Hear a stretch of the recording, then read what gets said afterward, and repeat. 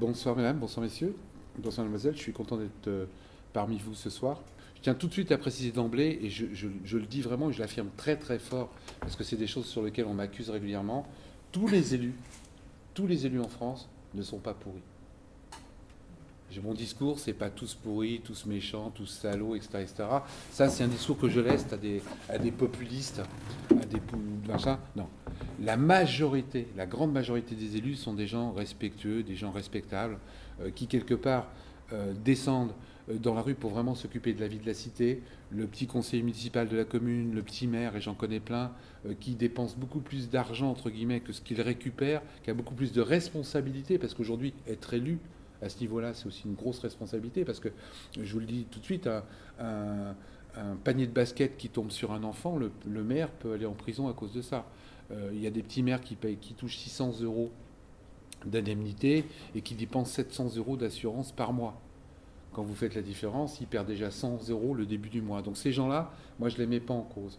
Le conseiller municipal chargé du monument mort, je ne le mets pas en cause. Ce que je mets en cause, et ce que je mets dans mes livres, c'est les élus qui profitent de leur état d'élu et de leur fonction pour s'en mettre plein les poches et dénaturer complètement le mot politique. Le mot politique, c'est s'occuper de la vie de la cité. Pour moi, faire de la politique, c'est servir. C'est pas se servir.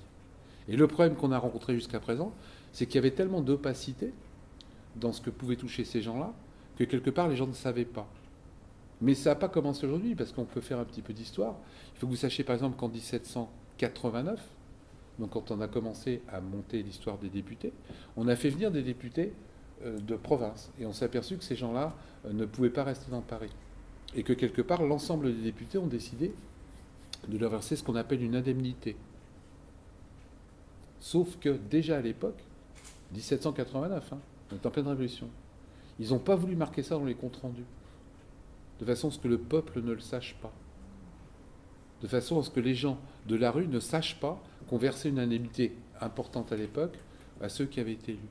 Donc ça commençait déjà à l'époque. Et malheureusement, aujourd'hui, ça continue. Et moi, ce que je mets en cause, et on va parler de la représentativité après, c'est ces élus qui se servent de la fonction d'élu pour être au-dessus des lois, au-dessus du commun des mortels, et quelque part nous tromper. Je trouve de plus en plus inadmissible que des gens qui nous demandent de nous serrer la ceinture se rajoutent des crans à la leur. Et en plus, en nous faisant croire qu'ils sont pauvres et qu'eux possèdent la morale. Donc on va parler de la représentativité. Ce que je peux vous dire par rapport à ça, c'est qu'aujourd'hui, je trouve, et je le disais tout à l'heure, les élus ne sont plus représentatifs de la population. Il faut que vous sachiez, et je le dis d'emblée, qu'au niveau de l'Assemblée nationale, par exemple, il n'y a que moins de 1% des députés qui sont du milieu ouvrier. 83% des députés, j'ai bien des députés, je n'ai pas fait d'études sur les sénateurs, sont des gens de cadres supérieurs plus. Or, 53% de la population en France, c'est des secrétariats et des ouvriers. Donc déjà, d'emblée, ces gens-là ne sont plus représentatifs de nous. Ces gens-là sont des professionnels de la politique maintenant. Les gens aujourd'hui ne sont plus des gens qui sont issus du peuple, ils sont issus d'une caste. J'en parle toujours de Manuel Valls, parce que je le connais bien, j'ai bossé 9 ans avec lui. Manuel Valls, par exemple, n'a jamais travaillé. Jamais. Il a commencé sa carrière comme homme politique. D'abord homme de paille, chargé de mission, petit élu sur une commune, mais jamais il a été à l'usine. Et la plupart des élus en France, malheureusement, aujourd'hui, sont dans ce cas de figure. C'est-à-dire que c'est des gens qui ont commencé à 18 ans en suivant un élu, en prenant un mentor. Et vous allez voir qu'au fur et à mesure que je vais vous parler, vous allez percevoir que ça dénature déjà complètement l'élection. Je vais vous parler derrière des escrocs. Et ça a un rapport avec les gens qui font que de la politique. Je l'ai écrit dans un article il n'y a pas longtemps, plus on est truand en France, plus c'est facile d'être élu ou réélu. Ça n'a pas l'air, et pourtant c'est ça. Et ça veut dire qu'aujourd'hui la démocratie, elle n'est plus forcément dans les urnes, elle est dans la façon dont on nous présente les choses. Un escroc et un élu qui se fait réélire, un bon escroc, c'est quelqu'un d'affable, quelqu'un de gentil, quelqu'un qui vous passe la main dans le dos, qui connaît le prénom de votre petite fille, qui a trouvé du boulot à la femme qui a placé votre fille à l'école ou qui a téléphoné pour vous faire sauter vos PV ou vous faire rentrer à l'université. Ça, c'est le bon élu escroc. Ces gens-là sont capables de faire du clientélisme. Moi, j'ai une commune, pas loin d'ici, où elle verse en moyenne 250 000 à 300 000 euros par an pour offrir des cafetières ou des aspirateurs aux petits vieux. Dans ces communes, par exemple, il y a un taux d'abstention énorme. Parce que à quoi ça sert que je me présente contre Balkany, il va être réélu. À quoi ça sert que je me présente contre cet élu que tout le monde connaît, il va être réélu. Donc les gens ne vont pas voter. Parce qu'en plus, et j'en reviens aux élus professionnels, les élus, entre guillemets, professionnels ne se présentent jamais contre ces gens-là. Parce qu'ils savent qu'ils vont perdre. Donc les élus professionnels comme Manuel Axel, ils vont toujours que dans des communes où ils ont 70 ou 80% de chance de gagner. Ils ne vont pas au casse-pipe dans une commune quand il y a un grand caïd. Donc vous voyez, il y a un taux d'abstention énorme. Ces gens font du clientélisme. Et en plus, les élus professionnels ne se présentent pas contre eux. Dans ces communes ne se présentent que les 8e ou les 9e couteaux. C'est-à-dire le petit élu, le petit militant de base qui se bat comme un fou depuis 30 ans, il se présente contre le maire, mais c'est jamais un cadre qui se prend, sauf si ces gens-là sont en fin de carrière. Alors là, par contre, quand ils sont en fin de carrière et qu'ils ont un genou par terre, tu as tous les requins qui se précipitent pour prendre leur place. Donc j'en reviens aux élus professionnels. Les élus professionnels ne se présentent pas contre ces gens-là. Donc ces gens-là sont réélus à vie. Taux d'abstention énorme, clientélisme. Grosso modo, je le disais tout à l'heure, les 30 villes de France aux dernières municipales, les gens ont été élus avec moins de 2 électeurs sur 10. Moins de 2 électeurs sur 10. La remplaçante de M. Ayrault, vous voyez qui c'est M. Ayrault? Qui était Premier ministre, qui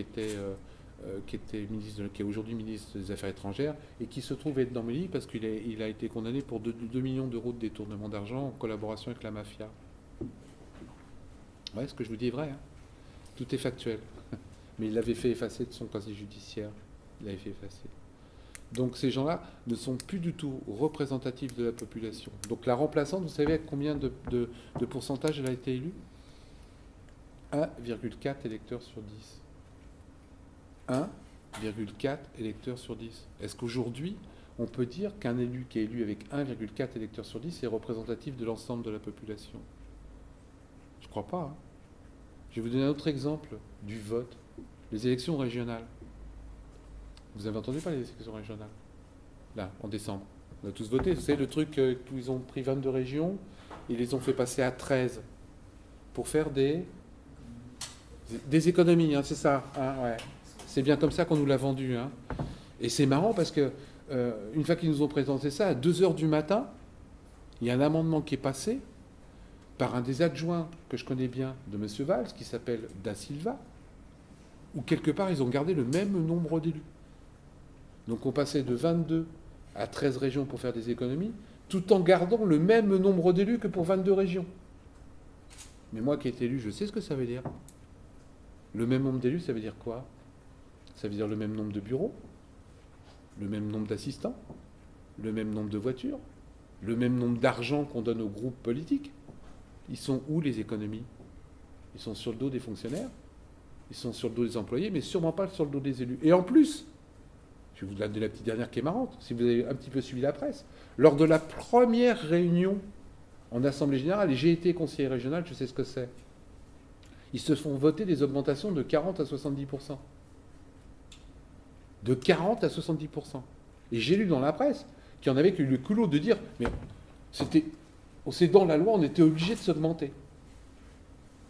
Est-ce qu'en tant que salarié, on est obligé de s'augmenter, nous? Eh bien, eux, ils étaient obligés de s'augmenter. Et il y a des gens qui l'ont cru. Alors oui, il y avait la possibilité qu'ils s'augmentent, parce qu'ils augmentaient la superficie géographique de la région. Mais ils n'étaient pas obligés de le faire. Pourquoi ils l'ont fait? Et ces gens-là nous disent qu'ils font des économies. Alors est-ce que vous savez, on va revenir, avec combien de pourcentage ces gens-là ont été élus? C'est important parce que personne ne s'en rend compte. Donnez-moi un pourcentage. J'adore ça. Pardon? 18. 10.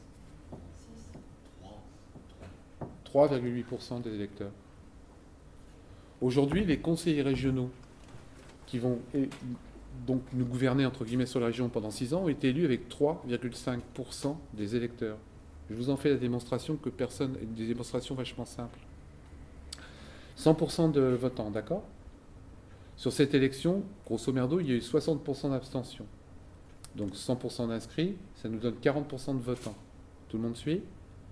Sur ces votants, pour avoir les exprimés, on va retirer, et il faut retirer les blancs et les nuls. En hypothèse basse de travail, je donne 2%. Donc 40% de votants, moins 2% de blancs et nuls, ça fait 38% d'exprimés. Jusque-là, vous suivez? Et il y a une particularité sur cette élection, c'est que pour être au deuxième tour, il faut avoir fait 10% des exprimés. Donc, 10% de 38% d'exprimés, ça fait combien? Or, nous sommes dans une élection à la proportionnelle. D'accord? Et donc, dans une élection à la proportionnelle, les 6 ou 7 premiers de chaque liste, que ce soit le gros groupe de gauche ou le gros groupe de droite, on va être entre nous, le PS et le LR, les Républicains, c'est comme ça qu'on dit. À partir du moment où ils sont au deuxième tour, ils sont sûrs d'être élus. Puisqu'au deuxième tour, on ne vote que pour le 8e, le 9e, le 12e, d'une liste ou d'une autre. Mais les 6 ou 7 premiers, ils sont élus. Ça veut dire quoi? Ça veut dire que quand vous êtes dans les 6 ou 7 premiers, c'est pour ça qu'ils se battaient, des listes dominantes, et que vous passez la rampe des 3,8 électeurs sur 100, 3,8 électeurs sur 100, vous êtes sûr d'être au deuxième tour. Ces gens, aujourd'hui, sont légalement élus, mais ne sont plus représentatifs de la population. Et il y a le même problème au niveau des municipales. Réfléchissez-y quand on va arriver en 2020. Au municipal, c'est 10% des exprimés pour être au deuxième tour. Elle est où la démocratie? Est-ce qu'aujourd'hui, en France, la pseudo-démocratie qu'on nous propose avec 3%, 3 électeurs sur 100, c'est-à-dire c'est qui? Mon père, ma mère, et éventuellement ma sœur, et puis le cantonnier à qui j'ai trouvé du travail. Est-ce que c'est ça la représentativité aujourd'hui? Eh bien c'est ça la démocratie qu'on nous propose. Et le problème, c'est qu'on applaudit à deux mains. Alors vous me direz, ouais, mais t'as qu'à aller voter. Ouais, mais tu voté pour qui aujourd'hui? La peste? Le choléra? Les chemises brunes? Les chemises rouges? Les n'importe quoi? Le problème qu'on a aujourd'hui dans la démocratie, c'est qu'on va plus voter pour, on va voter contre. Le problème dans la démocratie aujourd'hui, c'est qu'ils font tout, et je vais vous donner un exemple, pour que quelque part, alors je vais être plus compliqué, je vais vous faire une analyse juste une phrase entre les entreprises, d'accord, et les politiques, qui de plus en plus se rejoignent. Aujourd'hui, les entreprises n'ont qu'une idée en tête, qu'on ne lise plus ce qu'il y a sur les étiquettes et qu'on ne regarde pas le prix. Et les hommes politiques n'ont plus qu'une seule idée en tête, c'est qu'on ne regarde pas le nom qu'il y a sur le bulletin de vote. Quand je dis ça, c'est volontairement provoque, mais c'est ça. Quand vous regardez l'élection de M. Hollande, est-ce que vous pensez vraiment que les gens ont voté M. Hollande? Ils ont voté contre M. Sarkozy. Mais ils ont trouvé le système vachement bon. Un petit parti d'extrême droite au deuxième tour, et on est sûr d'être élu. On est sûr d'être élu. Est-ce que vous avez réfléchi aux dates qui ont été choisies pour l'élection présidentielle? Jetez un œil. 3 régions sur 4 sont en vacances scolaires, le premier tour. Deuxième tour, vacances de la Pentecôte, 3 jours. Est-ce que vous pensez vraiment que dans l'état d'esprit où les gens sont, ils vont sacrifier leurs vacances pour aller voter? Moi, j'ai un peu l'impression que là, on favorise un peu l'abstention. Mais pour être élu aujourd'hui, favoriser l'abstention, c'est un bonheur. On est élu avec 2 électeurs sur 100. C'est un bonheur. Vous avez votre petite section politique de gens qui sont complètement ce que j'appelle le militant électeur obtus. Le mec qui, quoi qu'il arrive, n'importe quoi, il votera de toute manière pour le mec de son parti, même si c'est un enfoiré, même si c'est un pourri, même si c'est un voleur, il est de mon parti, donc il est bon. Les seuls qui sont mauvais, c'est les gens qui sont en face. Ça, c'est vos 2%. Et aujourd'hui, tout est fait en politique pour avoir uniquement ces gens-là qui votent pour soi. Tous les types qui réfléchissent, tous les types qui pensent, toutes les personnes qui ont un peu de conscience, on s'arrange et on organise le fait qu'ils n'aillent pas voter. Est-ce que je suis clair? C'est pour ça que quelque part dans les pistes de travail que je propose, parce qu'aujourd'hui quand on est à 80% d'abstention, il y a des élections où il y a 80% d'abstention, je propose moi le vote obligatoire. Parce que quand vous avez une gangrène, et là on est dans le cas d'une gangrène, qu'est-ce qu'on fait? On prend des solutions radicales. Je ne dis pas que c'est la meilleure solution en plus. Je dis simplement que le vote obligatoire, c'est un immense avantage. Vous voulez que je vous le donne? Vous n'allez pas être chaud ce soir. Je vais vous le donner. Le vote obligatoire, ça supprime l'abstention. D'accord? Si on supprime l'abstention, on est obligé politiquement de donner une couleur politique au vote blanc. Le vote blanc devient un geste politique, puisqu'il n'y a plus d'abstention. Et si le vote blanc devient un geste politique, on va être obligé à demander de donner un pourcentage vrai au vote blanc. Et si on donne un pourcentage vrai au vote blanc, il y a un seuil où les mecs en lice dégagent.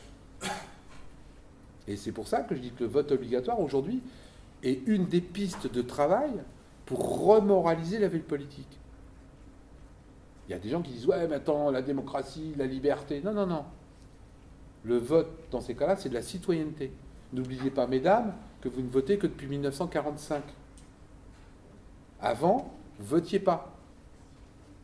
Donc on ne parle pas de liberté, là, on parle de citoyenneté, de la vie de la cité. Aller voter, c'est un geste pour moi, à la limite, normal et qui doit être obligatoire. Parce que le degré de conscience des gens n'est pas suffisamment élevé, et les gens qui nous gouvernent sont suffisamment magouilleurs, aussi bien à droite qu'à gauche. Si on ne fait pas ça, ils feront tout pour qu'on n'aille pas voter. Ou ils feront tout pour qu'on vote pour n'importe quoi. Parce que c'est vrai que demain, c'est ce qui va se passer, ce que les gens veulent. Ils ne veulent pas que vous regardiez ce qu'il y a sur le bulletin. Ils veulent que vous ayez voté parce que vous avez peur de ce qui risque d'arriver. Donc n'importe quelle chèvre qui va se trouver au deuxième tour, je dis bien n'importe quelle chèvre, ou quel requin, ou quel pourri qui va se trouver au deuxième tour, on s'arrange pour que vous alliez voter au deuxième tour parce que vous avez peur de ce qui risque d'arriver. Est-ce que je suis clair dans mon discours? Donc vote obligatoire. J'y rajoute un deuxième petit détail. Le casier judiciaire vierge. Je vous le dis, je vous le distribuerai ça tout à l'heure, je lance une pétition là-dessus. Je ne trouve pas normal qu'un élu aujourd'hui qui représente la société n'ait pas un casier judiciaire vierge. D'autant plus qu'on nous demande à nous, salariés, sur 396 métiers que j'ai répertoriés, de présenter un casier judiciaire vierge.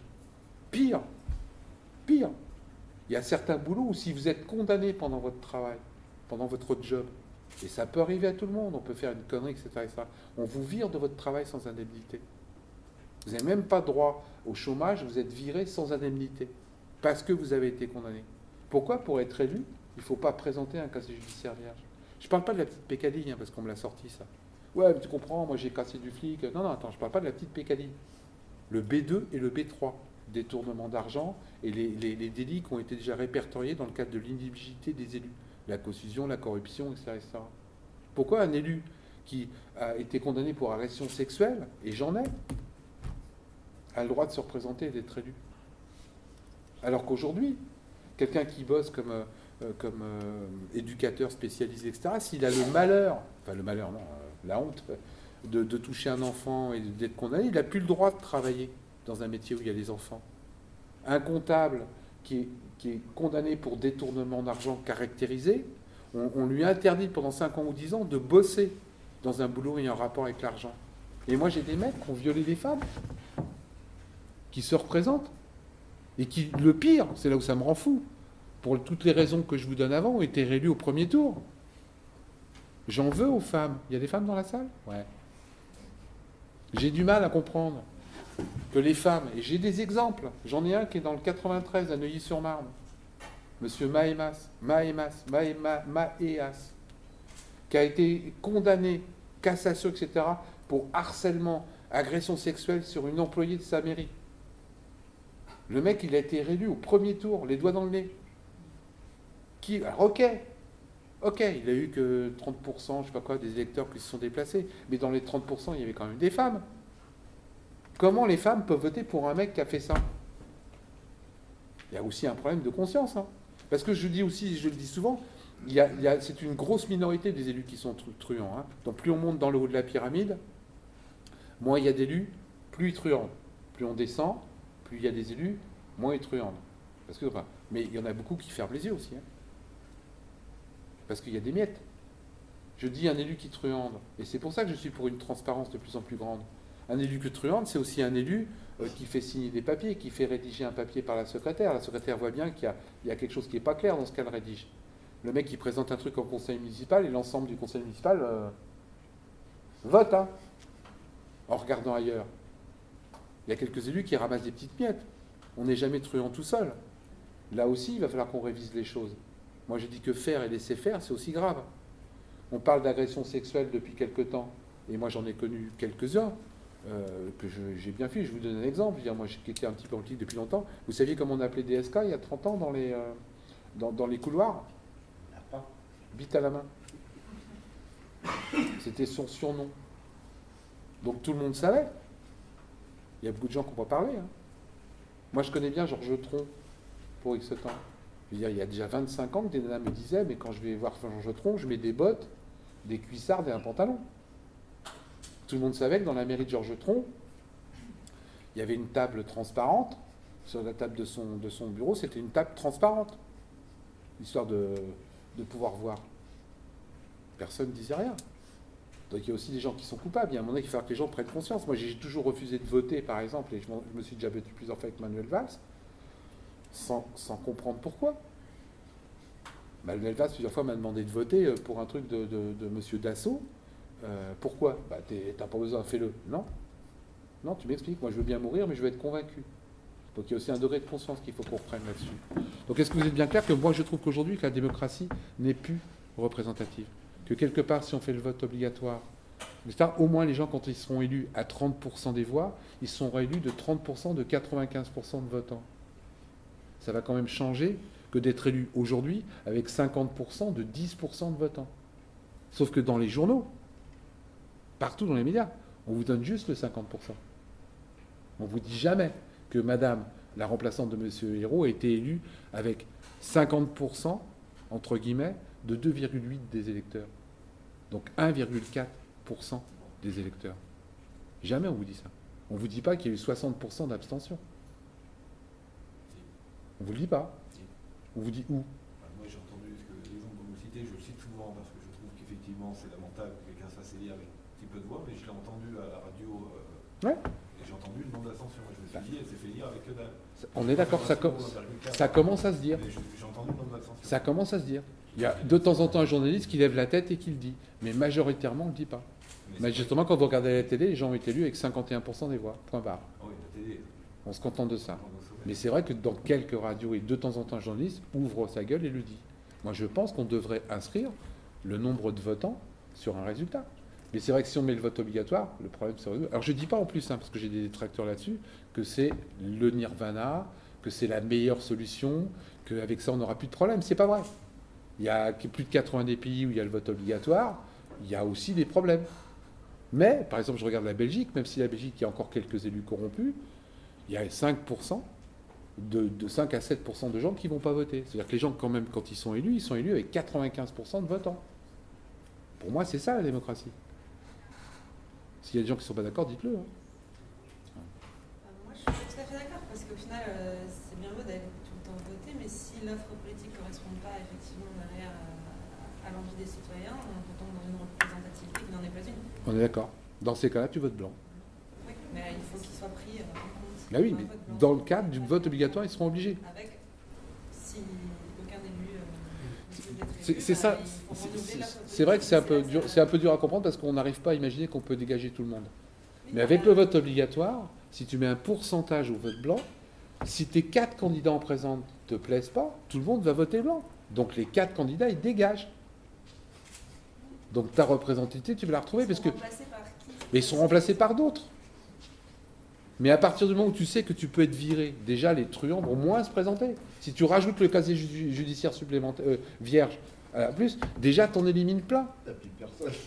Non, je dis pas que t'as plus personne. Le but c'est renouveler. Mais c'est pas la panacée, ce que je suis en train de dire. Mais au moins on va en dégager quelques-uns. Parce qu'aujourd'hui, je vous rappelle quand même que la plupart des élus qui sont truands sont des mecs qui sont là pendant 30 ou 40 ans. On dit que c'est un boulot, entre guillemets, où moi je pense qu'on est locataire, mais ils se pensent tous propriétaires, les mecs. Et qu'il va bien falloir à un moment donné qu'on trouve un moyen de les dégager.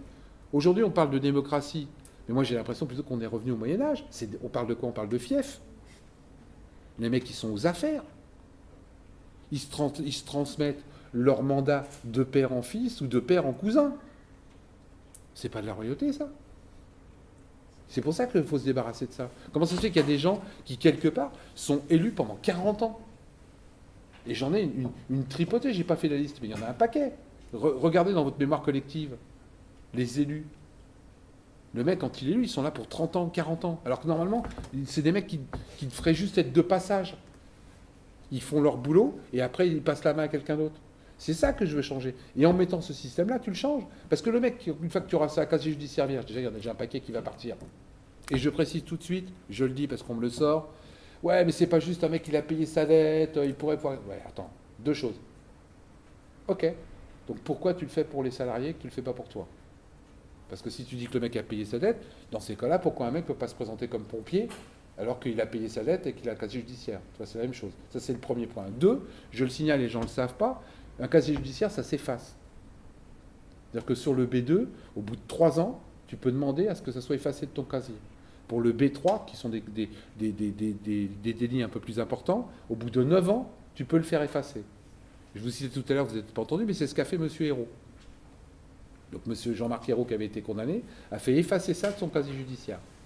Donc tu peux. Ce que je dis simplement, c'est qu'au moins pendant 3 ans, tu dégages le mec. Que pendant 9 ans, il ne peut plus se présenter. Il n'y a rien de pire pour un élu que de ne plus être sur le terrain. Parce que moi, c'est pour toute élection confondue. C'est-à-dire que tu as un casier judiciaire vierge, tu ne peux pas te présenter à quelque élection, pas vierge, tu ne peux pas te présenter à quelque élection ce soir. Et à partir du moment où ce mec-là, il n'est pas là pendant 3 ans, je peux vous assurer que c'est beaucoup plus dur à revenir. Parce que pendant ce temps-là, la politique n'aimant pas le vide, il y a d'autres gens qui vont combler le vide. Et après, ces gens-là pourront revenir. C'est pour ça que les élus cumulent plusieurs mandats. Parce que ça leur permet de rester sur le terrain. Vous comprenez ce que je veux dire? Ça leur permet d'être toujours dans le coup. Donc ils se réservent 2-3 trucs, en plus du cumul. C'est la même chose qu'une des pistes de travail que moi je défends. Je ne suis pas contre le cumul des mandats. Vous savez que tout ce qu'on vous baratine. Parce que de toute manière, ayant été élu, je sais que même s'il n'y a pas le cumul des mandats, et même si on le réduit, je vais vous l'expliquer, ils trouveront une commune. Moi, je suis pour le bénévolat total sur les mandats supplémentaires. Quand vous rentrez dans une assoce, et moi j'en ai fait partie de pas mal, c'est bénévole. Hein. Quand vous rentrez dans 2 assos, c'est bénévole. Hein. Tu veux faire plusieurs mandats? Vas-y, mon bonhomme. Mais le 2e mandat, etc., tout est bénévole et contrôlé. Et là, je ne sais pas pourquoi, je suis quasiment sûr qu'il y aura vachement moins de gens qui vont cumuler. Je ne sais pas pourquoi, hein. Et là, c'est beaucoup plus intéressant que le non-cumul. Parce que je vais vous donner un exemple sur le non-cumul. Vous connaissez la loi de mars 2017?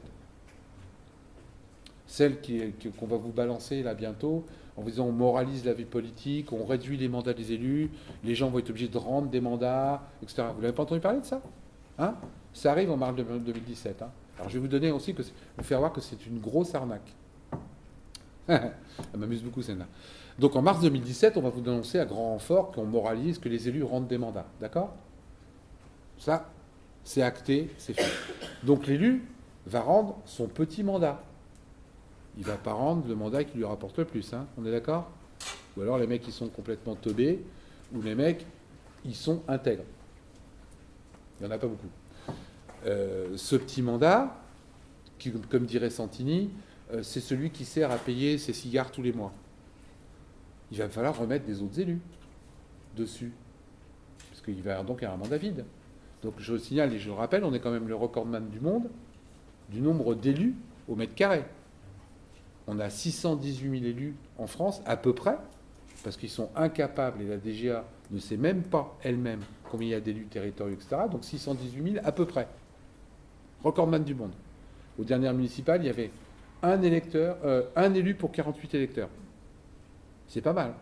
Donc du coup, avec cette loi qui est là pour moraliser, comme il va y avoir des mandats libres, et moi je suis un type de gauche, je ne vais pas donner mon mandat libre à un mec de droite. Donc je vais le refiler au petit militant de base qui se fait chier depuis quelques années, il faut bien le récompenser. Allez, tu prends le mandat, tu te fais élire. Donc on va passer de recordman du monde, d'élu au monde, pardon, à super recordman, parce qu'on a encore plus d'élus. Mais attendez, l'histoire n'est pas finie. Comme c'est des petits mandats avec des petites indemnités, on va nous expliquer, à grand renfort de publicité, et je vous jure qu'ils vont faire ça, que si on ne veut pas que ces gens-là soient corrompus, si on ne veut pas que ces gens-là aient la tentation, il faut leur donner une indemnité décente. Donc qu'est-ce qu'on va faire? De ces nouveaux élus, on va augmenter leurs indemnités. Donc ils vont devenir des élus alimentaires, redevables de celui qui leur aura permis d'être élu. Donc plus d'élus, plus d'indemnités. Mais attendez, l'histoire n'est pas finie. Les élus qui auront rendu leur mandat, eux, ils ont perdu leur train de vie. Et il n'y a rien de pire qu'un élu qui perd son train de vie. J'en connais plein. Donc qu'est-ce qu'ils vont faire? Ils vont trouver une combine pour faire augmenter leur représentation ou leurs avantages, etc. Et qu'on ne me dise pas que c'est pas vrai. Dernièrement, il y a un type qui s'appelle Xavier Bertrand, qui avait déclaré qu'il était un tel et qu'il rendait son mandat de député. Et 15 jours après, il se faisait voter 5 000 € de frais de représentation en plus à la région. Donc ça veut dire quoi? Ça veut dire que sur une bonne loi, et qu'on nous a annoncé comme bonne loi, dont on va croire qu'elle est là pour moraliser la vie politique, 1. Encore plus d'élus, alors qu'on en a pléthore. 2. Encore plus d'indemnités et des élus qui deviennent des élus alimentaires. Et 3. Des élus qui, soi-disant, ont perdu leur pognon, qui, quelque part, vont se payer des frais de représentation ou autre chose en douce. On est encore cocu dans cette affaire. Ces gens-là nous prennent vraiment pour des cons. Et on nous balance ça en nous disant, mais voyez, on moralise la vie politique. Pourtant, il y a des trucs vachement simples à faire, ce que je viens de dire. Sur le fait qu'à partir du moment où vous prenez plusieurs mandats, tout mais gratuit et contrôlé. Pourquoi ils ne font pas ça? Plutôt que de nous faire croire qu'ils moralisent et en fin de compte, nous rebalancer encore plus d'élus qui, quelque part, ne seront plus dans notre camp. Parce qu'il n'y a pas pire qu'un type qui a été militant pendant 20 ans, à qui on donne la chance d'être élu et de passer sur le devant de la scène, et qu'en plus à qui on donne du pognon, ce mec-là, je peux vous assurer qu'il fera n'importe quoi pour l'élu qui lui a permis de le faire. Parce que ça devient un élu redevable. Et comme en plus, ces gens-là, en général, après, ils laissent tomber leur travail, et ça, c'est un des gros problèmes de la politique. Moi, par exemple, j'ai jamais voulu quitter mon travail. On me l'a proposé plusieurs fois. J'aurais fait une carrière politique beaucoup plus importante. Beaucoup plus importante. Parce que je suis sympa, j'ai une bonne gueule, j'essaie de faire, etc. Mais j'ai toujours refusé. J'ai toujours gardé mon travail. Parce que pour moi, le boulot d'élu, c'est pas un boulot professionnel. C'est un débat. Hein.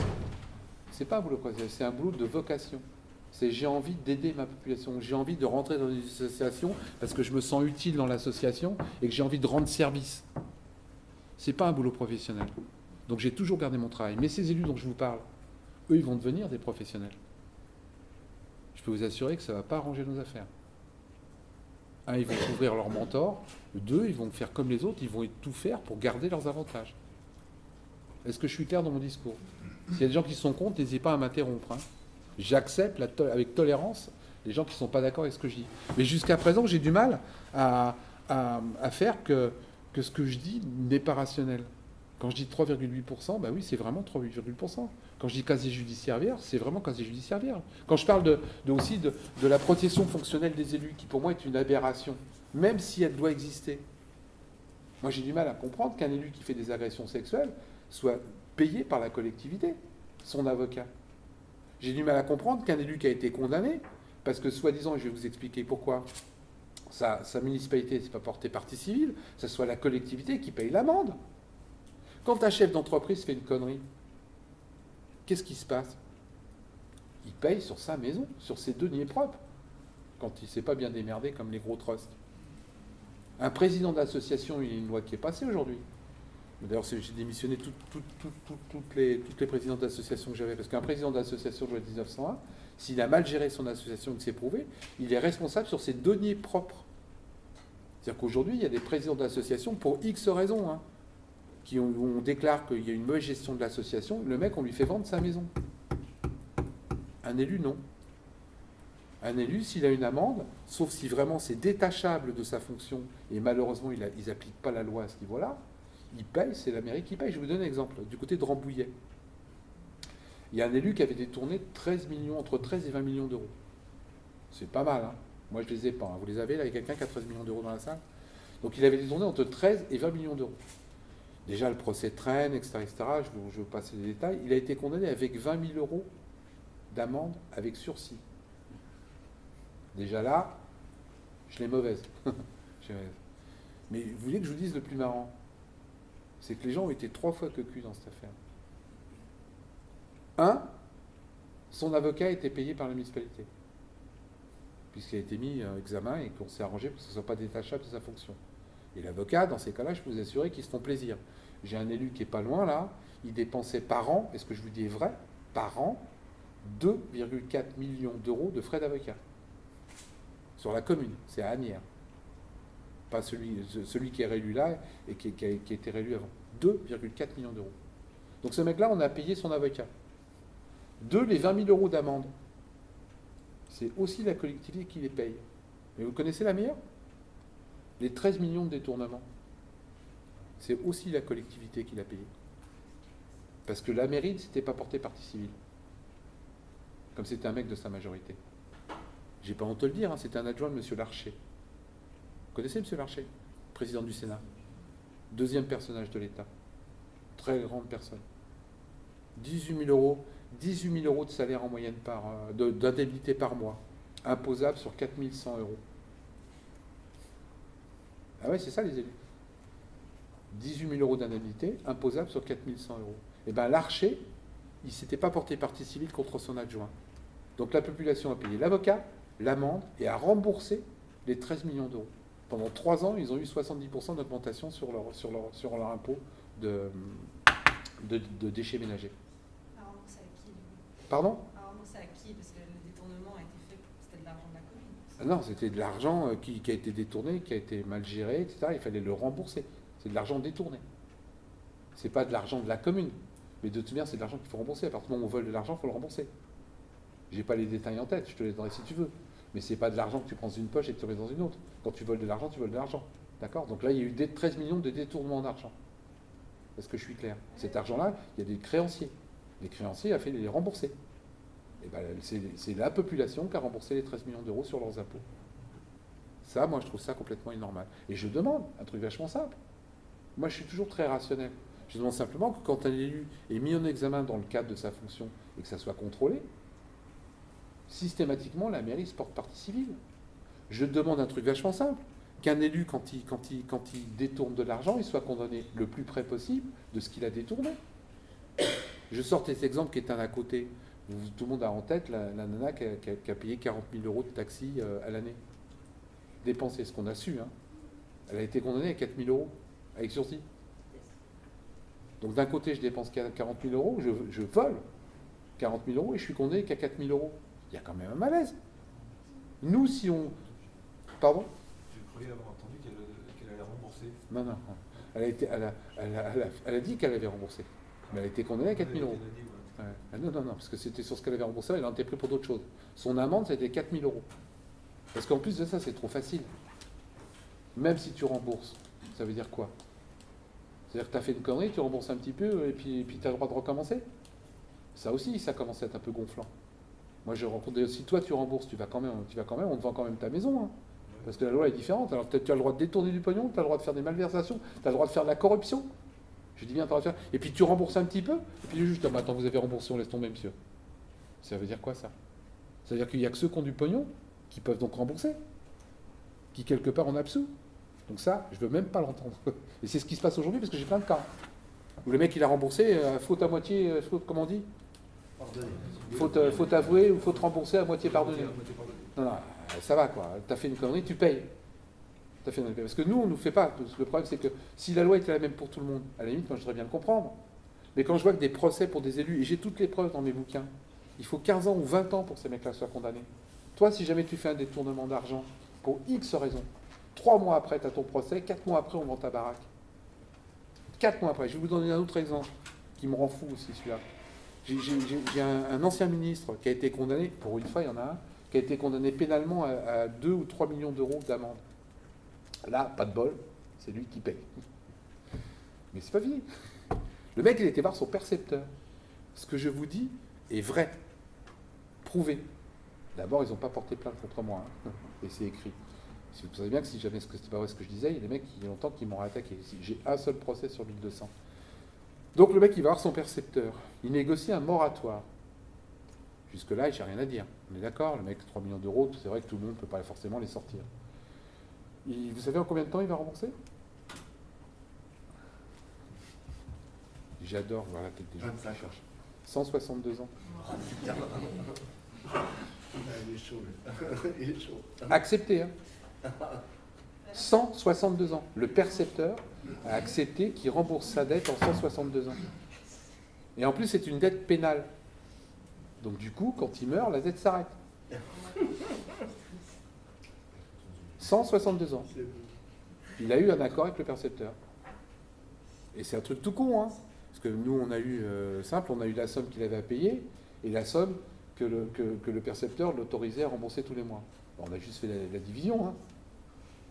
Alors que ce mec-là, il a des biens. Moi, je le connais.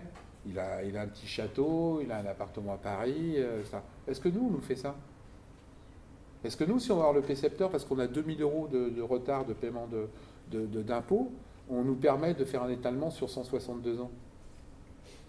Vous ne connaissez pas meilleur, parce que j'ai creusé ce truc-là.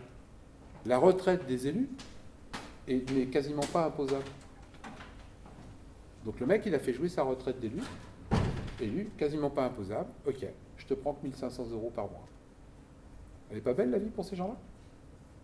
Et nous, c'est pas pareil. Allez, je vous en donne une petite. Tout le monde sait ce que c'est qu'une pension de réversion. Hein, c'est quand ton épouse ou ton époux meurt, ou ton compagnon ou ta compagne si tu es homosexuel. Donc on reverse la moitié de la pension de ton compagnon ou de ta compagne.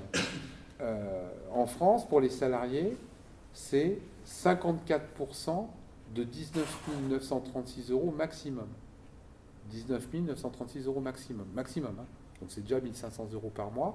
Et si toi, tu gagnais quelque chose, ça diminue. Moi, j'ai une amie qui vient de perdre son mari, elle touchait déjà une petite retraite. Sur la pension de reversion de 2000 € de son mari, elle touche que 357 €. Donc quand vous passez d'un train de vie à 2, avec 2000 € dans le salaire qui rentre à 357 €, vous faites la gueule. On est d'accord? Mais à la limite, pourquoi pas? Je ne remets pas en cause. Ce que je remets en cause, c'est la pension de reversion des élus. 66% sans plafond. Quand vous savez qu'un élu peut toucher jusqu'à 30 000 € de retraite. Quand vous savez qu'un élu peut cumuler jusqu'à 5 retraites. Alors que nous, c'est interdit. C'est-à-dire que nous, quand on part à la retraite, on n'a quasiment pas le droit de travailler plus que son dernier bulletin de salaire. C'est-à-dire que si jamais vous gagnez 2000 € de retraite et que vous touchiez 3000 € de salaire, vous avez le droit de travailler pour une tranche de 1000 €. Au-dessus, il y a des soucis. Un élu, c'est 5 retraites sans plafond. Moi, quand j'ai commencé en politique, j'ai rencontré des vieux élus, maires, qui me disaient « Bon, bonjour madame, entrez, je vous en prie. » J'ai rencontré des vieux élus maires. J'adore faire ça, parce que du jour, tout de suite, les gens ils veulent rentrer en douce, et en fin de compte, tu débarques. Installez-vous. J'ai rencontré des vieux élus maires qui avaient l'air sympathiques, que je croyais sympas, qui disaient « Oh, moi j'en ai marre, la politique, ça me fait chier. J'ai fait mon temps. Allez, en fin de compte, je laisse ma place à un petit jeune. Mais je reste maire adjoint. » Moi, je disais « Putain... chapeau le mec, voilà un élu qui a des couilles, qui laisse sa place. » Mais j'ai compris maintenant. Il touchait sa retraite de maire et en même temps son indemnité de maire adjoint. Bonus. Ça aussi, à un moment donné, il faut que ça s'arrête. J'ai du mal à comprendre que des gens qui nous demandent à nous, de serrer notre retraite, parce qu'il faut savoir que personne ne le sait, mais dans 2 ou 3 ans, la retraite, elle va passer à 67 ans. Elle est déjà quasiment à 64. Parce que là aussi, on nous annonce des choses qui ne sont pas vraies. Je vous donne un petit exemple. La retraite, elle a 62 ans aujourd'hui. On est d'accord? Tout le monde est d'accord? Ben non, c'est pas vrai. La retraite, elle a 64 ans aujourd'hui. Vous savez pourquoi? C'est simple, mais les gens n'ont pas fait gaffe. 62 ans, c'est la retraite de base. La retraite de sécurité sociale. La retraite complémentaire est passée à 64. Mais ça, on oublie de vous le dire, en gros. Sauf qu'aujourd'hui, les personnes qui prennent leur retraite à 62 ans, quand ils s'aperçoivent qu'ils vont toucher que 700 euros ou 800 euros, qu'est-ce qu'ils font? Ben, ils continuent. Hein. Ils attendent d'aller jusqu'à 64. Donc sur le papier, on nous fait croire que la retraite est 62, mais dans la réalité des faits, elle est à 64 ans. Je suis le roi de fouiller sous les tapis. Je vous en donne une autre sur la retraite. Vous savez, la retraite pour carrière longue à 60 ans. Vous en avez entendu parler? Donc quand vous avez bossé plus de 5 trimestres avant 18 ans, moi je suis dans ce cas-là, hein, je pourrais même partir à la retraite déjà depuis longtemps, vous pouvez partir à la retraite à 60 ans. Ça a été annoncé comme un progrès social. Hein. Tout le monde est d'accord? Ah putain, ils ont bien fait les mecs. Hein. Sauf que, on commence à découvrir qu'ils ont passé des petits textes de loi dedans.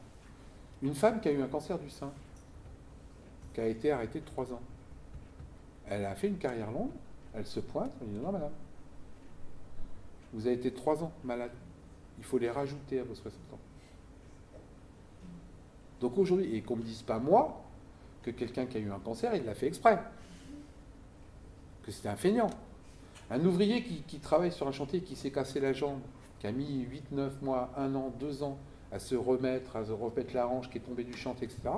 Il arrive, il a commencé à bosser à 14 ans, il arrive à 60 ans, la loi me dit, je peux prendre ma retraite. Non, non, monsieur, monsieur, là, vous voyez, vous êtes resté, vous avez eu 6 mois dans le plâtre, 12 mois de rééducation, il faut les rajouter. Mais ça, on a oublié de vous le dire. Et ça me rend fou, ce genre de loi. Où on vous fait croire que c'est bien, et en fin de compte, dans la réalité des faits, c'est faux. Mais c'est notre faute, hein. Parce qu'on ne va pas chercher. Hein. Je vous en donne une autre gratos? Allez, je vous en donne une. Il y a une loi qui est passée il n'y a pas longtemps, que je l'adore celle-là, sur le fait que vous ne pouvez plus acheter quelque chose maintenant en liquide au-dessus de 1 000 euros. Vous l'avez vu cette loi? Elle est géniale, hein. C'est-à-dire qu'on nous a expliqué que c'était pour lutter contre le trafic de blanchiment d'argent. Et encore une fois, comme on est con, c'est le pouvoir qui le dit, et là aussi j'en veux aux gens, parce qu'à partir du pouvoir le dit, vous ne remettez pas en cause, les gens le croient. Moi j'ai été voir la loi, j'étais fouillé dedans. Donc déjà, très honnêtement, 1 000 euros, les trafiquants de drogue, j'en connais quelques-uns, ils rigolent les mecs, hein. C'est pas comme ça que ça se passe. Mais j'ai découvert un petit truc dans la loi. Au PMU, on peut continuer à payer en liquide jusqu'à 3 000 euros.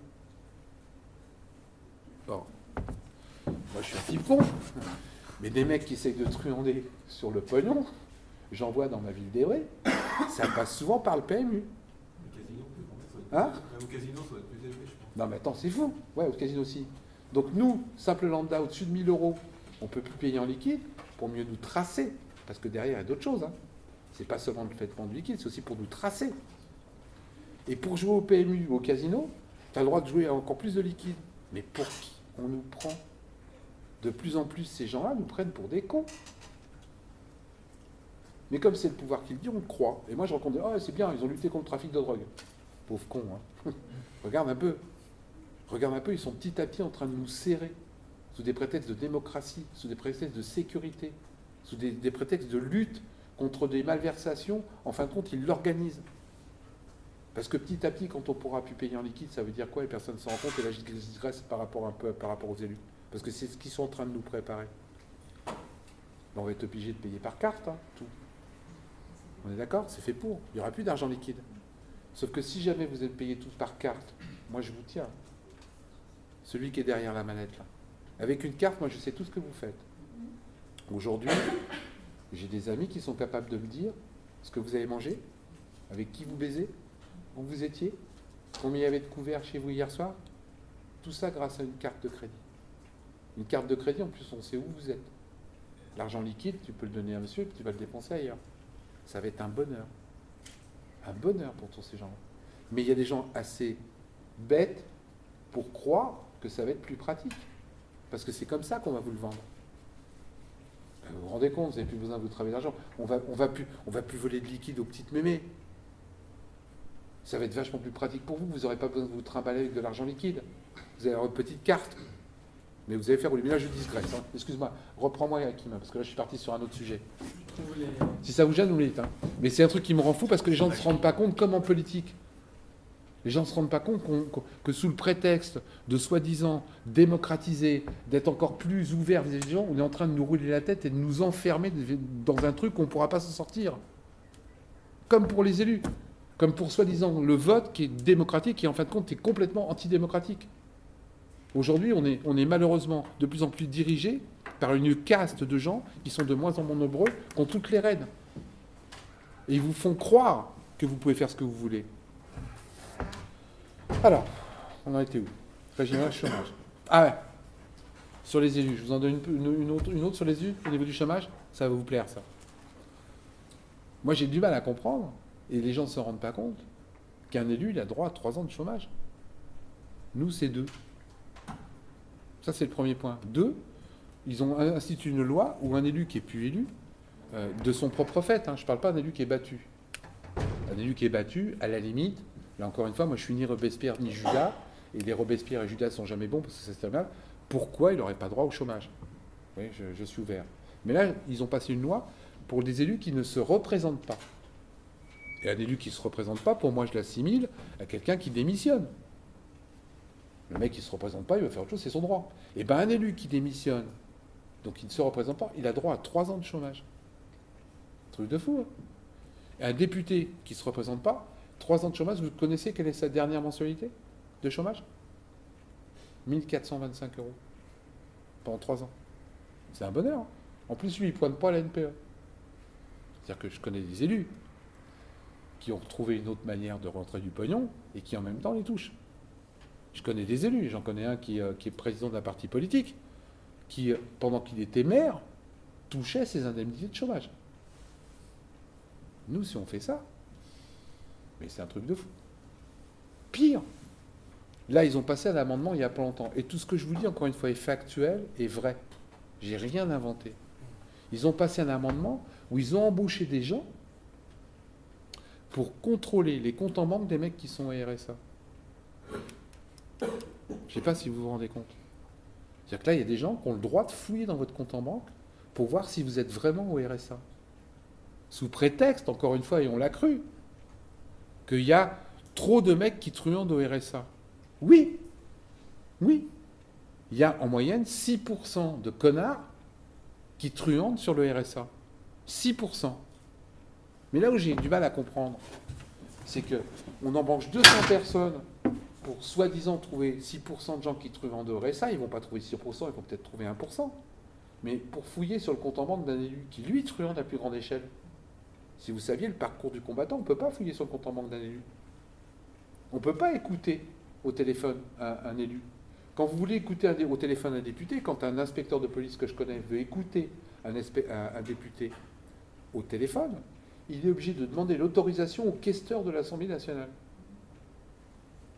Entre nous, j'en ai connu un ou deux, le mec, il connaît les députés depuis 25 ans, depuis 30 ans. Ils bouffent ensemble une fois par semaine. Si ton pote avec qui tu bouffes ensemble une fois par semaine, t'apprends qu'il est sur écoute, qu'est-ce que tu fais? Non, je lui dis pas. Attends, non, je ne vais pas lui dire, moi je suis un type intègre. Ils se le disent. Donc ce qui est valable pour nous, ce n'est pas valable pour eux. Pire, je vais vous en donner une autre, et encore une fois, ce que je vous dis est vrai. Ils ont essayé de passer un amendement, il n'y a pas longtemps, qui a été, cette fois-ci, rejeté. Heureusement. Il y en a tant qui sont un petit peu de machin. Ils voulaient pouvoir écouter les conversations téléphoniques des gens qui étaient à Pôle emploi.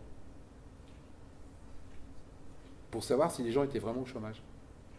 Au cas où ils faisaient un petit boulot au noir, tu sais, de 150 €. Mais là aussi, on marche sur la tête. Et des lois comme ça, j'en ai plein. Hein.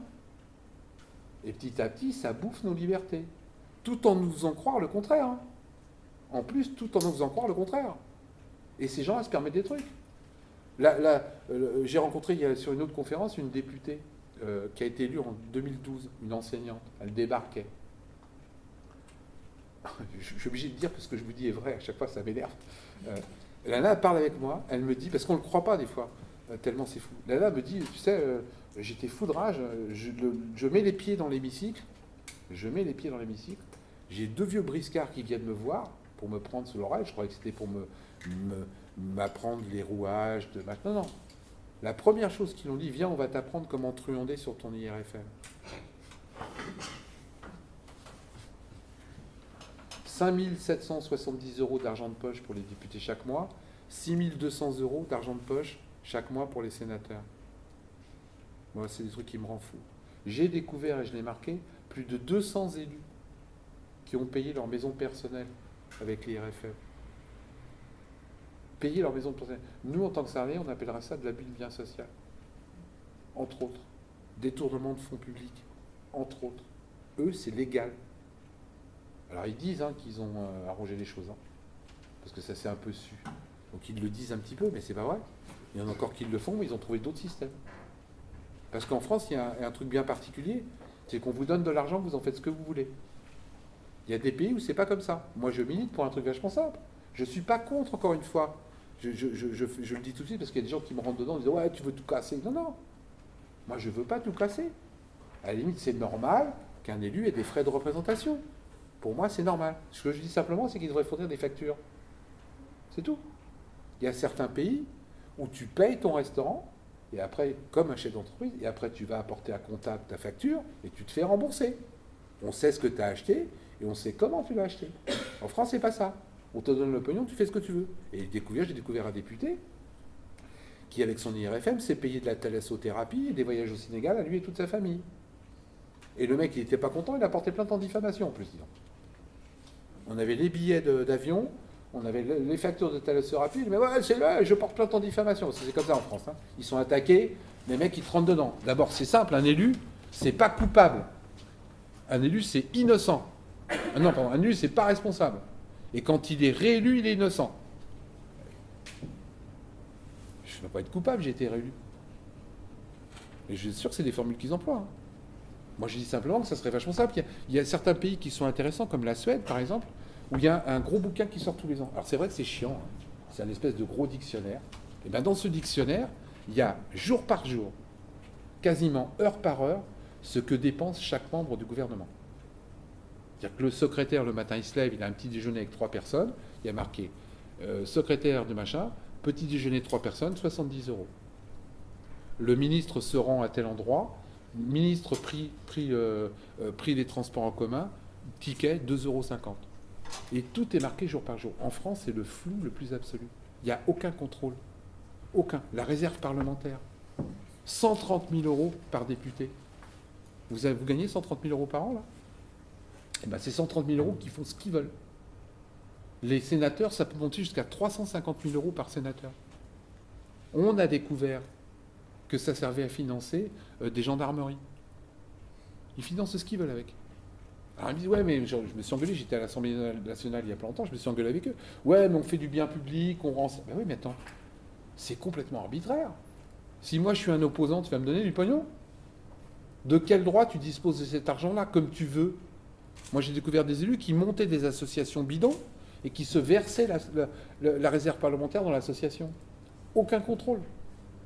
Mais rendez-vous compte, c'est notre argent. C'est mon pognon. Les gens ne se rendent pas compte. Les 130 000 € que tu dépenses, c'est moi qui te les ai donnés. De quel droit t'en fais ce que tu veux ? Eh bien, c'est normal. Ils sont élus, ils sont au-dessous de nous, ils peuvent le faire. Il y a une députée qui a un peu de couilles, qui a essayé de déposer... qui a déposé une loi, c'est une formule, qui a déposé une loi pour justement qu'on supprime la réserve parlementaire. Je peux vous assurer que cette députée, elle ne va pas être élue. Ils vont s'arranger pour que quelque part, elle ne passe pas. J'étais à la réunion où elle était avec moi, elle s'est fait incendier par ses collègues. C'est là où je deviens fou. Moi, mon premier patron s'appelait Henri Krasuki. Je ne suis pas communiste, mais pour ceux qui connaissent. Il y a des trucs qui vont quand même rester. J'ai du mal à comprendre. Aujourd'hui, j'ai vu des textes de loi qui sont passés. Des communistes ont voté contre. Pour moraliser la vie politique, les communistes ont voté contre. J'ai du mal. Ça veut dire quoi ? Ça veut bien dire que ce n'est pas la couleur politique qui fait l'individu. C'est le système qui est mis en place qui fait que les gens se vautrent dedans. Je vais vous donner un autre exemple, parce que j'aime bien parler par exemple. Il y a une fois un député qui dépose une loi, on était déjà dans la merde, en disant, pour montrer l'exemple, on va réduire notre indemnité de base de 10%. l'indemnité de base des parlementaires députés. Donc le mec, il a déposé un amendement, c'est passé en commission, etc. et c'était là pour être voté. Donc il demandait à ce que les députés réduisent leur salaire de 10% sur l'indemnité de base, c'est-à-dire 500 € par mois. C'était que dalle. Est-ce que vous savez combien il y a de députés qui ont voté pour?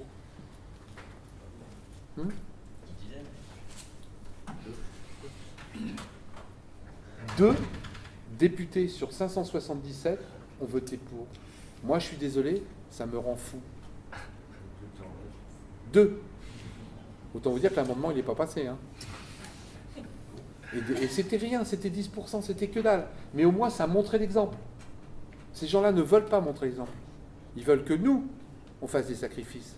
Ils nous accusent, nous, de faire des sacrifices. Mais eux, non. Moi, je suis fou. J'ai regardé la déclaration d'intérêt des élus. Je les ai tous épluchés. Hein. Ça m'a pris quasiment un mois à tout regarder, quasiment toutes les nuits. Je n'ai pas trouvé un seul député de notre République qui gagnait moins de 13 000 € net par mois. Net par mois. Après impôt. Parce que c'est des indemnités, je vous le rappelle. Les élus, il y a une particularité, c'est que dans la Constitution, à l'article 2, il est marqué que l'élu, la fonction d'élu est bénévole. Je vous jure que c'est vrai. Et c'est une ambiguïté. C'est parce que c'est marqué que c'est bénévole qu'en fin de compte, eux ne touchent pas de salaire. Eux ne touchent que des indemnités. Ce qui est vachement plus intéressant. Beaucoup plus intéressant. C'est pour ça, et je ne sais pas si je vous l'ai dit tout à l'heure, qu'un élu, par exemple, paye 2 fois moins d'impôts que nous. Ça aussi, les gens ne s'en rendent pas compte. Moi, j'ai fait le calcul. Et j'ai été élu, je sais ce que c'est. Nous, quand on travaille, par exemple, vous avez plusieurs boulots. Donc, vous êtes imposé sur le cumul de ce que vous gagnez. Est-ce que je suis clair? C'est-à-dire que vous gagnez 10 000 € d'un côté, vous gagnez 15 000 € de l'autre côté, vous êtes imposé sur 25 000 €. D'accord? Selon ce que vous gagnez, comment monter, votre tranche d'imposition monte. D'accord? Plus vous gagnez, à la limite, plus vous êtes imposé. Jusque-là, on est OK? Un élu, c'est pas ça. Un élu, il est imposé sur chaque tranche de ses indemnités. Donc, s'il a un petit mandat de conseiller régional, il est imposé sur 2 500 €. S'il a un mandat de député, ou, comme M. Larcher, 18 000 €, il est imposé que sur 4 000. Mais les deux ne s'additionnent pas. Donc, il reste automatiquement dans des petites tranches. Donc, quand un élu gagne 20 000 € et que vous gagnez 20 000 €, moi, je paye 10 000 € d'impôts, mais l'élu, il n'en paye que 5 000. C'est pas beau, la vie? Et ces gens-là viennent nous expliquer qu'on n'est pas assez civique. Ces gens-là viennent nous expliquer que, quelque part, c'est nous les méchants. Que c'est nous qui ne sommes pas assez, qui ne comprenons pas qu'on ne participe pas assez à l'effort de la nation. Mais c'est pas ça qu'ils veulent. Ce qu'ils veulent, c'est encore une fois, c'est ce que je vous disais tout à l'heure, qu'on ne regarde pas, qu'on ne comprenne pas, et qu'on continue à croire que nous sommes dans une démocratie où ces gens-là sont à notre service. Mais de plus en plus, ils sont en train de faire que c'est nous qui sommes à leur service. Ça va, je vous gonfle pas trop? Parce que moi, je peux parler 3 heures, hein, comme ça. Hein. Ouais, je sais. Dans 5 minutes, on fera un échange de questions-réponses. Je sais. Ouais, qu'est-ce que je peux vous parler encore?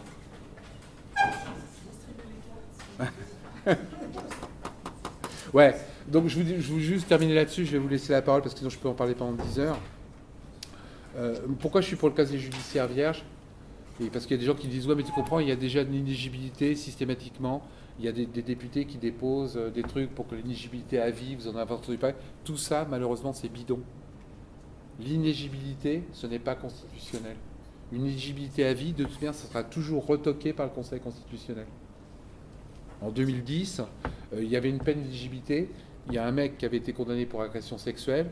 Il a déposé un recours en QSP, et ils ont dit non, on ne peut pas condamner de façon systématique quelqu'un à l'inéligibilité. Donc de toute manière, ça ne passera pas. Ça, c'est le premier point. Le deuxième point, j'ai découvert dans mes écrits, c'est dans mon bouquin, moi, j'ai le nom des élus qui sont inéligibles et qui sont élus quand même. J'en ai un particulièrement qui a été inéligible. Il s'est présenté à une élection. Le mec, il a été élu. Le préfet, qui était un type honnête, a essayé de le faire virer. C'est-à-dire que le mec, il a fait un référé. C'est le préfet qui a été viré. Je vous jure que c'est vrai, tout ce que je dis est vrai. Hein. J'en ai un autre qui a été condamné 8 fois avant d'être élu. 8 fois. Détournement de chèques, enfin, c'est pas des gros trucs, mais c'est des trucs quand même importants. Le mec, il a monté une liste, il a copié des bulletins de vote d'un programme sur il était dans le sud, il a fait venir il a copié un truc mais en copier-coller. Hein. Le mec, il est élu. Pendant qu'il est élu, il était condamné 2 fois. 2 fois. À tel point que le maire, quand il voyait ce mec arriver, il planquait tous les tampons et tout, de peur que le mec il parte avec les tampons. C'est pas possible. Donc c'est pour ça que moi je dis l'éligibilité, ça sert à rien. J'en ai un autre, attendez, j'en ai un mieux encore, je m'en souviens de celui-là. Un maire d'une commune. Le mec, il a été déclaré inéligible en Conseil des ministres. On peut pas mieux, hein. J'ai les preuves, hein. En Conseil des ministres, c'est-à-dire que je sais plus si c'est Hollande ou Sarkozy, il vote un truc, il signe, ce mec-là, il a fait tellement de trucs, pof, on le déclare inéligible. 3 ans après, il est réélu maire. Et il y est toujours, hein. Donc l'inéligibilité, ça aussi, c'est un leurre. La meilleure façon, et c'est vrai que c'est un peu plus long, c'est le casier judiciaire vierge. Quand tu vas faire du sport, entre guillemets, tu présentes un certificat médical. Si tu n'as pas son certificat médical, tu ne peux pas faire le sport. Pourquoi on ne pourrait pas faire la même chose pour être élu? Inéligibilité, c'est du pipeau. Tous les gens qui vous disent inéligibilité, renvoyez dans le machin, ça ne sert à rien, c'est pas applicable, et en plus, c'est pas appliqué. Si vous avez des questions, je suis à votre disposition. Je précise que tout ce que j'ai écrit dans mes bouquins n'est que du factuel. Sur 1200 personnes, j'ai eu un procès. Et de ma faute. J'assume. Sur des goudrons du plume, d'ailleurs on est en train de tous les faire revenir pour que je supprime les 3 lignes où je me suis bourré. Il y a un mec dans le midi de la France, il devait être 2h du matin, j'ai pas fait gaffe. Et il a été mis en examen pour détournement d'argent, il avait embauché son frère, etc., etc. Mais il y avait un autre mec qui était en procès avec lui, et l'autre mec a été condamné, et j'ai pas dû faire gaffe, et j'ai attribué la condamnation à ce premier mec. Donc il me fait un procès, j'assume, etc. C'est la seule erreur que j'ai faite sur 1200 élus. Et ça fait 3 ans, et jusqu'à présent, il n'y en a pas un seul qui m'a fait un procès. Tout ce que j'écris est vrai, y compris dans pire des temps. Quand je dis que les gens s'en mettent plein les poches, quand je dis qu'il y a des élus qui gagnent 800 000 euros et qui continuent à prendre leur toucher, leur machin, quand je dis qu'il y a des élus, et j'ai oublié de vous le dire, ça c'est important. J'ai foudrage aussi avec ça. Excuse-moi, tu m'accordes encore 2 secondes ? Donc, depuis 2 ou 3 ans, ils vous ont pondu un truc vachement intelligent pour moraliser, qui est la déclaration d'intérêt et d'activité des élus. Vous savez qu'ils ont obligation de mettre sur leur paplard ce qu'ils ont gagné, etc., etc. Je vous en parlais tout à l'heure, ce que j'ai, moi, épluché pendant 1 an. La moitié des élus ont rempli ça n'importe comment. Il y en a même qui n'ont rien rempli du tout. C'est sur leur bonne foi. C'est-à-dire qu'il n'y a aucun contrôle derrière. Moi, j'ai contrôlé, je peux vous expliquer qu'il y en a qui gagnent plus. Par exemple, j'ai du mal à comprendre que Manuel Valls ait déclaré 109 € sur son compte en banque. Première déclaration, 109 €. Deuxième déclaration, il a 2000 € sur son compte en banque. Ah, il est pas riche, Manuel. Il a déclaré aussi qu'il n'était pas premier. Il a une maison à Paris avec Anne, que je connais bien, de 2 cm², mais sur le papier, lui, ne possède que les chiottes. C'est tout ce qu'il a. Ils ont monté une SCI, et donc lui, il n'a que les chiottes. Hein. Quand je calcule le pourcentage qu'il a de la SCI, ça correspond uniquement aux chiottes. Donc quand il rentre chez lui, ils installent les chiottes. Et à un moment donné, il faut qu'ils arrêtent de nous prendre pour des cons. Mais c'est pas ça le plus important. Le plus important, c'est que dans ce texte de loi, encore une fois, et c'est là où ça me rend foudrage, il y a un truc qui est tout en bas, je vous conseille d'aller voir. Allez les voir, ces déclarations d'intérêt et d'activité. Déclarations d'intérêt et d'activité sur Internet. C'est eux qui doivent les remplir tous les ans. Mais en bas de ces trucs-là, il y a marqué la condamnation auquel ils sont condamnés s'ils font des fausses déclarations. C'est quelque chose comme 35 000 €, etc., etc. Rien. Rien. Il y a une pseudo-haute autorité qui a été montée, que je dois avoir ce MICA. Rien. Il y en a qui ont dit « j'en ai rien à foutre » qu'on met dessus. J'en ai rien à foutre, il y en a un qui a mis ça. Néant, ça ne vous regarde pas, alors que c'est la loi. Est-ce que nous, si on fait ça sur notre déclaration de revenus, on nous dire « ouais, t'as raison ». Donc les propres mecs qui pondent des lois pour nous serrer, sur leur propre déclaration qu'ils ont obligation de faire, les mecs, ils mettent n'importe quoi. Et en plus, sur chaque déclaration en bas, il y a marqué « attention, si tu remplis mal, tu es condamné à 35 000 € d'amende ». Où c'est qu'on va ? Et comment on peut croire que ces gens-là... Et il y a des gens qui croient que c'est bien, que c'est un progrès. Ils ont maquillé une fois de plus. La déclaration de patrimoine, et je termine là-dessus, vous en avez tous entendu parler. où ils doivent inscrire, etc., combien ils ont de patrimoine avant et on puisse comparer à la fin.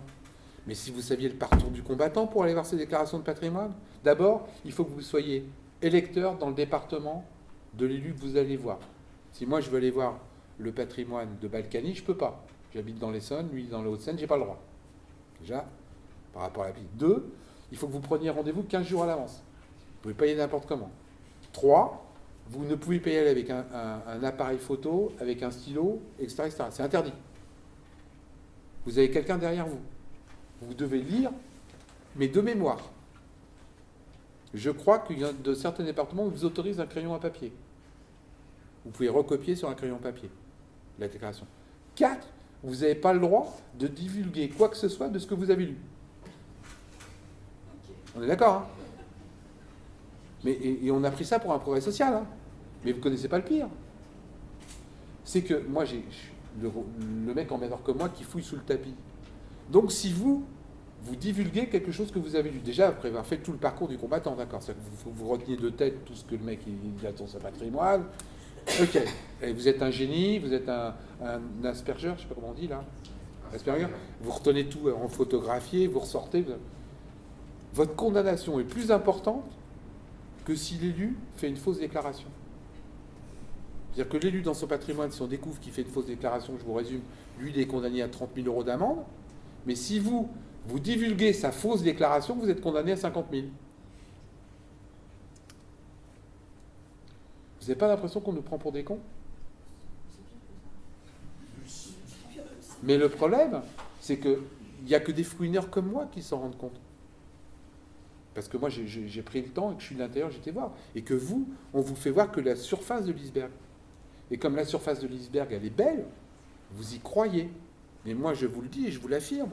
La démocratie est en train de se transformer en France dans un pays sous dictature sous-jacente. On ne s'en rend pas compte. Mais c'est de plus en plus grave. Moi, là, je suis sur lui, j'ai un camarade que je connais, pas un camarade, les gens vont croire que je suis un communiste, ce qui n'est pas le cas. Je suis dans aucun parti politique, je ne suis pas payé par les Russes et je ne suis pas payé par le Front National. Il y en a qui me le sortent. Par la CIA non plus. Je suis totalement indépendant et impertinent. Non, mais je le dis parce que c'est des trucs qui arrivent. J'en étais où du coup? Ah oui, j'ai un gamin que je connais, et ce que je vous dis encore une fois est vrai. Il a partagé une photo sur Facebook. Partagé une photo sur Facebook. Alors, ok, la photo était de mauvais goût. Je le reconnais. Je ne sais pas si pour ceux qui l'ont vu, c'était la photo de Manuel Valls dans un truc d'auto-école. Vous savez, les interrogations, il était dans un auto-école, puis on le voyait devant la route, et puis il y avait marqué A, vous l'écrasez, 2, vous continuez, 3, j'ouvre la portière, je lui écrase la gueule. Bon, honnêtement, ça fait rigoler, mais honnêtement, c'est de mauvais goût, si on veut. Et bien, ce gamin, il a reçu, il bosse avec Évry, hein, à la mairie, où Manuel Valls est conseiller municipal délégué. Moi, j'étais maire adjoint. Ce gamin, il a reçu une notification par la municipale et le DGA, une mise à pied 4 mois.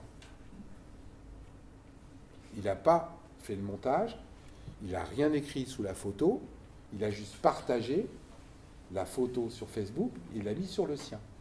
4 mois de mise à pied, et là il m'a envoyé un SMS aujourd'hui, ils vont le révoquer. Vous n'avez pas l'impression qu'un petit peu il y a une bizarrerie sur la tolérance? Dictature. Le jeune, il travaille à la mairie? Ouais. Ah ouais, il est mort. Non mais même si tu travailles à la mairie. Je veux dire, je partage une photo qui plaise ou qui ne plaise pas, et à cause de ça, dans mon travail, je suis mis 4 mois à pied. Est-ce que vous n'avez pas l'impression que c'est une prise en main de dictature? Je vais vous en donner un deuxième et j'arrête. Il faut que tu me dises cut, hein, Karim, parce que sinon Bolloré, ça vous dit quelque chose? Je connais bien hein, Bolloré, moi. Parce que mon fils travaille pour lui. Donc Bolloré, mais impertinent, hein. Je précise aussi, parce que dans ceux qui regardent le petit journal, le petit Panayotis qui fait le con, c'est mon fils, c'est mon petit dernier. Hein. Donc il travaille mais en étant impertinent. Hein. Donc Bolloré a porté plainte il n'y a pas longtemps contre une association qui s'appelle Bastamag, que je connais bien, qui sont des copains, parce que ces mecs-là avaient sorti un papier sur les choses pas bien que faisait M. Bolloré en Afrique. Jusque-là, eux, ils avaient le droit, d'accord, et Bolloré, il avait le droit de porter plainte en diffamation. Moi, je ne remets pas en cause, encore une fois, la tolérance et l'intolérance. Mais là où c'est plus grave que ce personne l'a vu, c'est que Bolloré, il avait aussi porté plainte contre 2 personnes qui avaient juste partagé l'information sur leur Facebook de l'association Bastavac. C'est-à-dire que vous êtes en train de dire Facebook, vous voyez une information qui vous intéresse et vous la partagez. Bolloré avait porté plainte aussi contre ces 2 personnes. Personne ne se rend compte, mais c'est grave par rapport à la liberté, la restriction de liberté. Il a gagné ou pas? Hein? Non, il a été débouté, heureusement. Oui, mais attends, c'est pas le problème qu'il ait été débouté. C'est que le problème, c'est que la plainte a été jugée recevable. Parce qu'aujourd'hui, il a été débouté. Mais moi, ce qui me fait peur, c'est que la plainte a été jugée recevable. C'est-à-dire que les 2 personnes, comme toi et moi, des lambda, je lis Bastavac, je trouve ça intéressant, hop, je partage. Poum, procès. Et là aussi, on retombe sur un truc qui est affolant, parce que j'ai un type que je connais bien qui s'appelle Grébert, je vais aller le défendre là plus tôt, qui est un des opposants. Lui, il a 12 procès au cul, parce qu'il a ouvert sa gueule contre la municipalité. Mais le problème qu'on a aussi par rapport à ça, c'est que par exemple la maire de Puteaux, elle dépense plus d'1 million par an d'euros payés par la collectivité pour faire des procès à Grébert. Mais Grébert, quand il a un procès, il paye de sa poche. Hein. Et là aussi, il y a un problème de démocratie qu'il va falloir qu'on résoudre. Parce que je ne vais pas relancer le débat, mais je travaille aussi pour les lanceurs d'alerte. Mais les lanceurs d'alerte, quand ils découvrent quelque chose, l'entreprise en face, elle paye des avocats qui payent très très cher. Le pauvre lanceur d'alerte, moi ça m'est déjà arrivé, il se retrouve, il doit payer lui-même tout. Donc c'est le mec qui dénonce, c'est le mec qui se bat pour un peu plus de justice, qui se retrouve niqué vis-à-vis de la justice. Parce que lui, il ne peut pas payer. Et que je peux vous assurer que les avocats, ça coûte très cher. Moi, sur une autre affaire où je me battais contre une secte, j'ai dépensé 70 000 euros de ma poche. De ma poche. Alors que les mecs en face, ils avaient 6 avocats. La secte. 6 avocats. Et qui payaient très très cher. Là aussi, il va falloir qu'on change un petit peu les choses. Parce que, par exemple, Bolloré, lui, quand il a fait ses procès, je vais te dire que les avocats, ils étaient très chers. Les 2 pauvres lambda, comme toi et moi, qui se sont retrouvés dans un procès en diffamation et où tu es obligé de prendre un avocat, tu fais comment quand tu gagnes que 1 300 € par mois et que tu as eu le malheur de faire un petit peu de démocratie en partageant une information? Tu l'as dans l'os. Et là aussi, je trouve qu'il n'y a plus de démocratie. Mais personne s'en rend compte. Parce que le système, paraît-il, va bien et le système est de plus en plus démocratique. Je vous remercie et excusez-moi d'avoir été un peu long.